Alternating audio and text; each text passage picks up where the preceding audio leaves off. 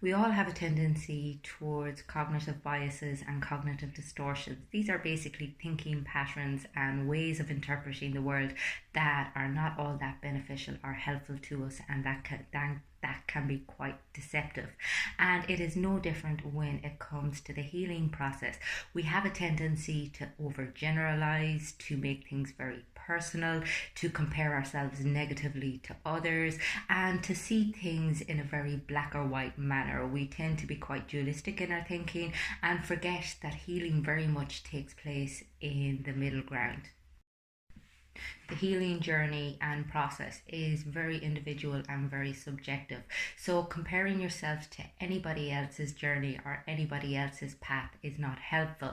Healing is also not linear, it is made up of your setbacks, it is made up of your failures and your mistakes.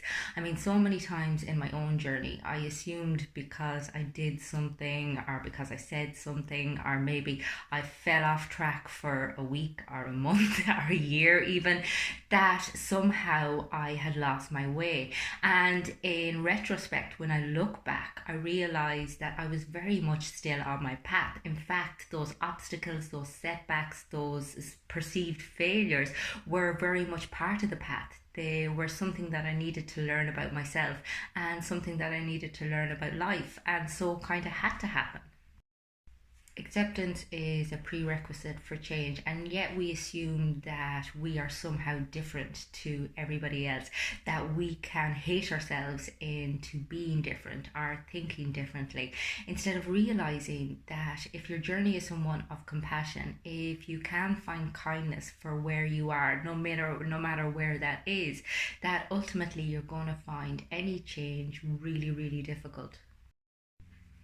The healing process is lifelong and it is not something to be perfected.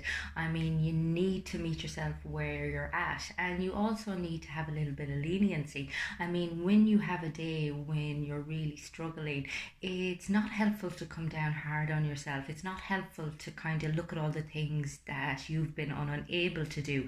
Instead, you need to look at how far you've come, because sometimes we forget to do that. We forget to see how much we have transitioned or transformed in a certain space of time, and instead we look at all the things that we haven't done. And the more accepting we are of ourselves, the more likely we are to realize that maybe we don't need to change as much as we actually thought. Now, there are so many aspects of me that I've had to do a tremendous amount of work on and continue to have to work on, including the areas of emotional regulation, cognitive distortions, and maladaptive and dysfunctional, and indeed destructive behaviors. I mean, I'm a real catch. But the thing is, there are other parts of me which I felt didn't necessarily conform to what is expected on a societal level, that I felt I needed to change or that I felt I needed to improve on. And yet, when I found acceptance for myself, when I began to live that little bit more authentically, I realized that these were what made me the individual that I was, and that I didn't actually need to change them at all. In fact, it was only through assuming that they were a problem that they became problematic. I mean, I do lots of weird shit, like, and it may be annoying to 99.9% of the population, but it is what it is. I mean, oftentimes we pathologize things that aren't necessarily dysfunctional and that make us who we are. So, when it comes to your healing process, be sure to find acceptance for you are before you start out, and to meet yourself with as much compassion as possible, as much kindness and tolerance and understanding as you would anybody else who was taking on some momentous, arduous journey. If you would like to find out how you can work on acceptance and on self compassion, then get in touch with me on the website. It's fundamentals.ie.